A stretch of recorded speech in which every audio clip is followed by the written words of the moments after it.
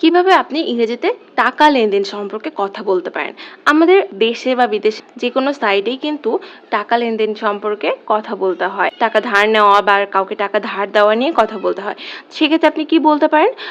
আপনি ধরুন কারো থেকে টাকা ধার করবেন। সেক্ষেত্রে আপনি বলতে পারেন, "Can I borrow ৳600 from you?" অর্থাৎ কত টাকা লাগবে সেটা নিয়ে বলতে পারেন। আমি তোমার থেকে ৳৬০০ ধার করতে পারি? আর আমি তোমার থেকে ৳১,০০০ ধার করতে পারি? Can I borrow? এই ধারের ইংলিশটা কিন্তু হবে borrow।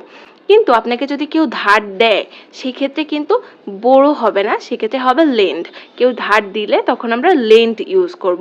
I will lend you ৳600। আমি তোমাকে ৳৬০০ ধার দিব। অর্থাৎ কেউ যদি ধার করতে চায় কারো থেকে তখন বলবে can I borrow, and কেউ যদি ধার দেয় তখন সে ইউজ করবে I will lend you। অর্থাৎ আমি তোমাকে ধার দিব।